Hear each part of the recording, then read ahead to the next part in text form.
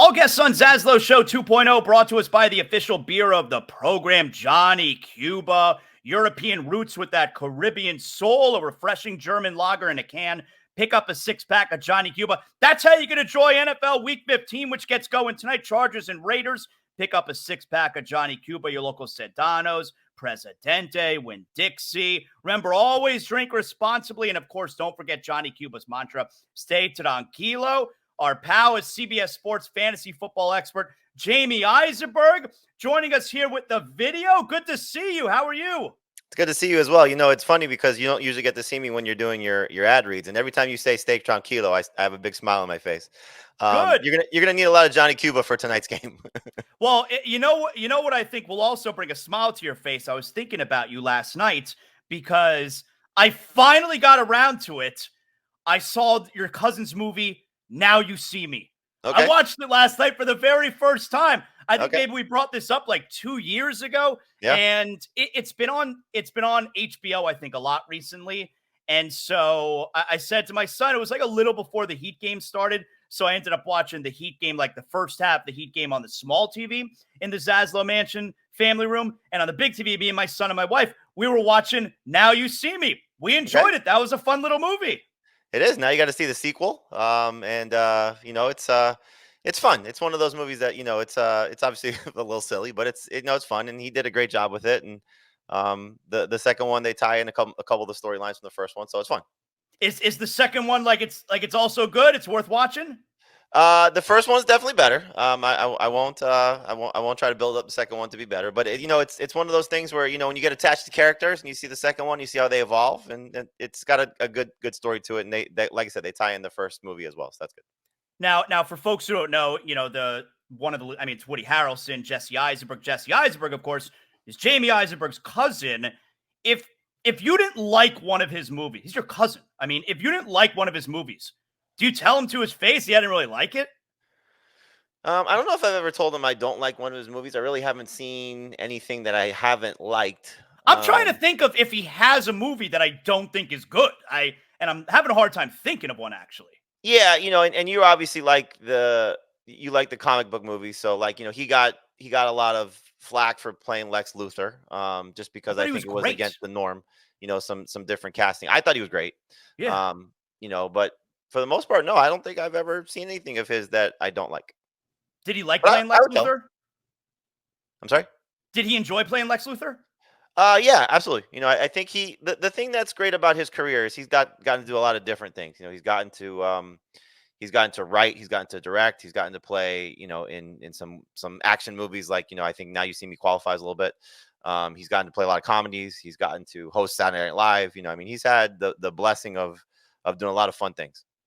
It's funny when the movie started last night and your cousin came on screen and my wife goes, "Is that Zuckerberg?" And I go, "First of all, it's Eisenberg, and he only played Zuckerberg. All right, that's not a documentary. His name is Eisenberg." So anyway, Of course, I mean that's his biggest movie, right? Not that he's not a great actor, because he is, but it's almost like that movie, The Social Network, that catapulted his career. Oh, it put him on the map. Yeah, I mean, he was nominated for Academy Award. He was for Best Actor. You know, it was just one of those, you know, game-changing roles that, you know, a lot of actors dream about. You know, and the movie was so well done, well written. You know, the cast was fantastic, and, you know, it took you behind the scenes of clearly one of the most popular things in the world, of Facebook. So it was great, and the book's great too. If you ever want to read the book about it, it's fantastic. Jamey, what did you make of the finish? Overall, what did you make of the Dolphins on Monday night? I mean, just mind blowing. You know, I don't think it's funny because that game ended obviously after the first one. I think if it had gone the other way and you were watching the end of the Packers Giants game and somebody told you the Dolphins lost, you would have been like, "There's no conceivable way the Dolphins lost that game." You know, give the Titans credit for hanging around. Dolphins obviously a lot of mistakes. You know, fumbling inside the 5. You know, some costly. You know, I don't want to say coaching decisions, but, you know, the injuries clearly played a big part of that. Connor Williams going out, Tyreek Hill's, you know, injury was huge. Sometimes you need a loss like this to get, you know, refocused, especially with what's coming up for Miami. Not that that's a good loss by any stretch, you know, because you like to have that game in your back pocket, knowing that the Bills are now surging a little bit, and you have that game, you know, sort of headed for a collision course in week 18. But, I think it kind of shows them that they can't just rely on Tyreek Hill to sort of save them every time there's a problem. Um, and I think it, kind of opens up a lot of eyes to, still Tua's growth. He's certainly had a big season, but when he doesn't have his safety blanket and a game changing player, can he make some plays? And can he make some plays in some hurry up situations? That was a little bit, disappointing that, he's just not a guy who feels like can do a lot of things off script. And I think that's the next evolution of where he'll get to. And I think he'll get there. I think that was my biggest takeaway from the game Monday night. And, the way that I referenced it was Tua can make magical throws. He doesn't make magical plays. Yep. And I think that right there is what you're talking about. When they force him out of pocket, he's got to scramble. He's got to make something out of nothing. He doesn't do that. Yep. And that's, look, yeah, it's we're hearing a lot, obviously, with the MVP talk about Brock Purdy's system quarterback, and Tua's kind of the same thing. And there's nothing wrong with that. It's okay to be a system quarterback if you've mastered the system, and it seems like Purdy's mastered his system, and I think Tua has for his as well. But that's what makes the great quarterbacks great, is when the system breaks down and when guys aren't healthy and when things are falling apart. What can you do to change the game? And that's, again, where I think Tua has to get to. I think the game ended the conversation for Tua in the MVP race. Yes. If you're an MVP, you have to be able to carry your team in that spot. He didn't. But does the game also enhance Tyreek Hill's MVP case? It absolutely does. And I think the thing that, first off, he's got to get to 2,000 yards. I don't know if he doesn't get to that record-breaking plateau, then he doesn't really have a shot, because does it have to be in 16? In 16 games? I don't know if that's necessarily the cause of it, him winning or losing it. I also think they probably have to get the 1 seed. Those two things I think have to happen for Tyreek doing it, because the deck is already stacked against him, because you're starting to see some of these quarterbacks ascend a little bit, with what Dak is doing, with what Purdy's doing. I still think what Jalen Hurts is capable of doing if they finish strong. And I'll still throw Lamar Jackson's name in there as well. I think Patrick Mahomes is probably going to, not do enough. And you mentioned Tua, I think he also is falling out of it. And then you still got to overcome Christian McCaffrey too, who's going to be in the race as a non-quarterback. But it's typically a quarterback award. If you're Tyreek Hill right now, you should be aiming for the Offensive Player of the Year award, because I think that's well within reach. For that, I think that's a 2-horse race between him and McCaffrey. So MVP is probably tough for the Dolphins, especially if they don't get the 1 seed. Buffalo's got Dallas this weekend. If Buffalo gets past Dallas, we're staring right at Week 18 for the AFC East Championship, Dolphins-Bills, right? 100%. And look, that's not to say that the Dolphins can't get by Dallas and can't get by Baltimore, but Buffalo has played themselves back into it, and give them credit. I think, when they fired Ken Dorsey, it was like, okay, things are really falling apart, when you start to make coordinator changes in the middle of the season. But Joe Brady's been better for that team. They started to run the ball better. They've unleashed James Cook, which has been nice for fantasy managers. But the Bills have sort of stabilized. Now they have 2 huge injuries going into this game against Dallas. AJ Epineza has been one of their best pass rushers, and then Micah Hyde, clearly one of their best defensive backs, and sort of a safety blanket rock for them in the back end of that defense. You don't want to have those 2 guys missing against the Cowboys, unless of course you're a Dolphins fan. You'd like to see those guys missing for the Bills. So Dallas is a tough opponent. We'll be talking about that next week, obviously, a lot for Dolphins. But if they can get by Dallas in their building, then they're sort of setting themselves up, like you said, for that collision course. Before we get to some games here, do you believe the Belichick stuff that the Colts that after the Colts game, that a decision was made that they're going to move on from Belichick?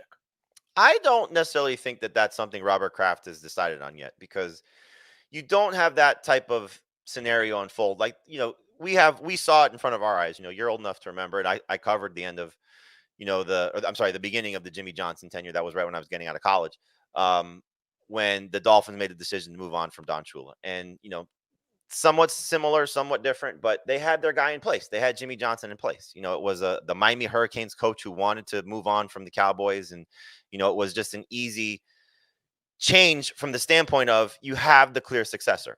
They don't have that, I think, in place. I don't think there's certainly nobody on that staff. There's certainly nobody that's like a Patriots guy. Like, I don't think Gerard Mayo is the heir apparent to Bill Belichick to push him out the door.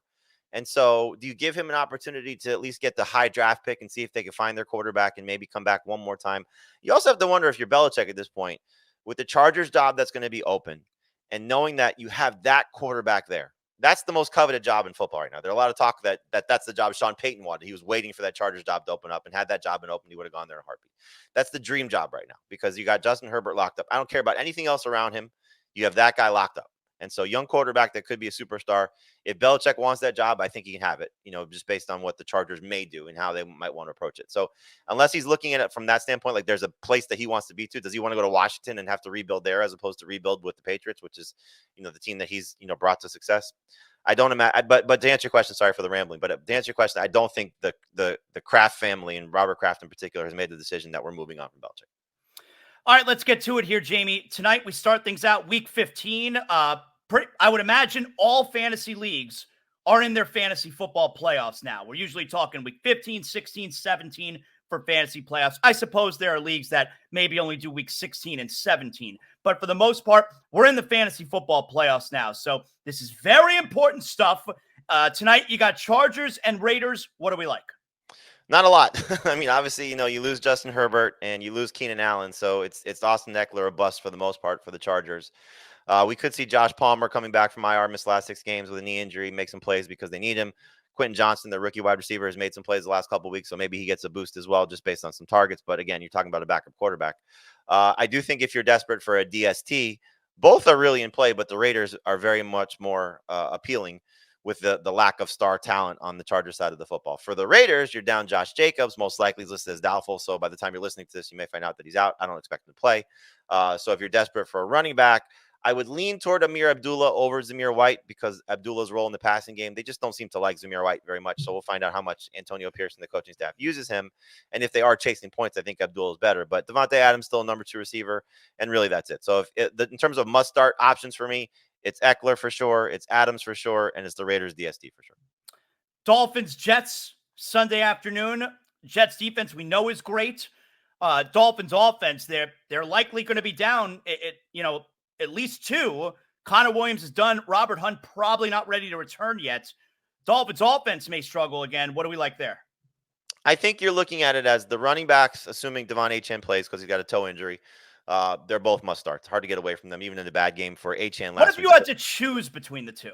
I'm going Mostert. I think the Dolphins have made that decision too. The Washington game, despite the fact that Achane had the huge stat line, he didn't really do much until the game was well in hand and Mostert was sitting the majority of the second half. So they're very much in the Mostert camp first. And so it's just a matter of how the game flow unfolds and what they need Achane for. But I'm not starting Achane over Mostert at this point. So I'll lean toward the veteran. Tyreek Hill said on a Twitch stream last night, I think it was, that he's going to play. So it sounds like he's going to be all right. Waddle's interesting because we haven't seen the huge numbers from him, and this Jets defense is great. However, in that Black Friday game, he had one of his best games this season. So he's not a slam dunk, but he is still a borderline number 2 receiver. If I've been starting him all season long, I'm not benching him for this game, especially if you start 3 receivers. So for the most part, you're starting the 4 main Dolphins. Tua's tough to trust, not just because you got a banged up Tyreek Hill and a banged up offensive line. He doesn't have the best history against the Jets. He's only played them really 3 times in his career because he's missed a lot of games against them due to injury. But this is still a really good defense, and they're number 1 in fewest fantasy points allowed to opposing wide receivers. So while Waddle had a good game and while Tyreek had a good game, Tua had some turnovers in that game, under 10 fantasy points. That's tough to trust. So easy week to, I think, to get away from Tua if you can. You know what? I'm going to ask you about these Saturday games individually. Give me what we got 3 Saturday games, 1, 4:30, 8:15. So we've got a good day of football this Saturday. Vikings, Bengals. What do you like? We got an injury to monitor with Alexander Madison. If he's out, you need a running back this week. Ty Chandler is going to get probably 20 total touches, and the Bengals' run defense is defense against running backs because he'll do some things in the passing game. He's got 7 catches in the last 4 games. He'll do some things there. I think that can help you if you're stuck. So if you're missing Jacobs tonight, for example, or Isaiah Pacheco, some of the other injured running backs, Chandler's a good replacement option, especially if you're replacing Madison. Jefferson is expected to play, Justin Jefferson, so back to must-start status. Not a top 5 wide receiver just because the quarterback changed. You want to see what he looks like. But still, if you have Justin Jefferson on your team, very difficult to bench him. And then TJ Hawkinson's a must-start guy because the Bengals are the number 1 team in terms of most fantasy points allowed to tight ends. He should be an easy start. For the Bengals, I think Jamar Chase, you start him as a number 2 receiver. Not, again, slam dunk start, but hopefully they're in a situation where Jake Browning's leaning on him. Joe Mixon's been fantastic the last 2 games. You're starting him. I don't want to trust Browning or Mullins unless I have to. More super flex with 2 quarterback league quarterbacks. Steelers and Colts. Not a lot to like, honestly. Michael Pittman's a star, so you're starting him. He's been fantastic. And I hope this is a breakout game for Zach Moss. And I say that because he was fantastic early in the season, but the last 2 weeks have been miserable. He's going to most likely start again. I don't think Jonathan Taylor's back from the thumb injury. So if he does start, I still think he's a number 2 running back. The Steelers have been beat up the last 2 weeks by James Conner on the ground 2 weeks ago and Ezekiel Elliott and through the air last week. He had 7 catches. Moss can do both, so he can catch the ball and he can run the ball. If he scores, you'll be happy. So again, more of a number 2 running back. And then for the Steelers, Deontay Johnson, number 3 receiver at best. And good luck trying to figure out those running backs. Najee Harris needs to score. Jalen Warren just doesn't get enough work. The Colts run defense is susceptible, but not exactly beatable. So flex options at best for the Steelers. And Broncos Lions on Saturday night.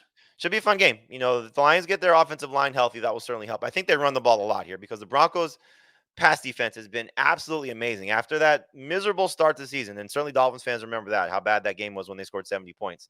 They've really turned things around. I think it's like 9 straight games where they've held a quarterback under 20 fantasy points. That includes Patrick Mahomes twice, Josh Allen, CJ Stroud. They've just been really good against opposing quarterbacks. So I don't want to trust Jared Goff fully. And he's definitely been better at home than on the road. So I look for both Jahmyr Gibbs and David Montgomery to be great. That being said, you're obviously starting Amon-Ra St. Brown.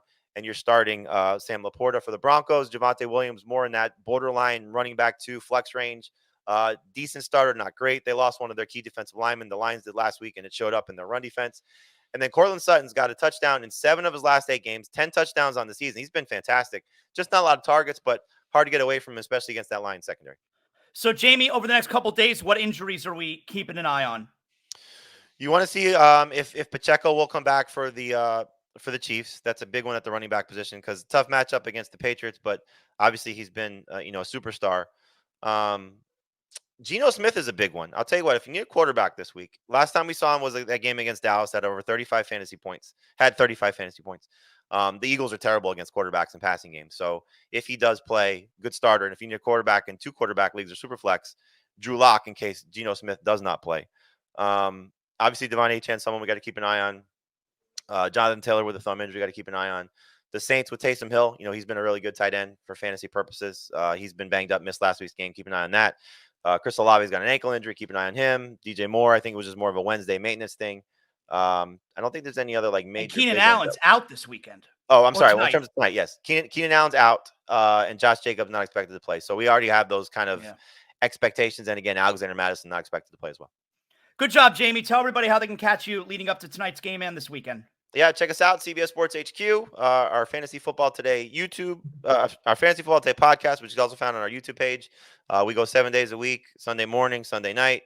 And then obviously on Twitter at Jamey Eisenberg, and then all CBSSports.com, you get all of our content. Awesome, Jamey. Thank you, pal. Appreciate you. Good to see you.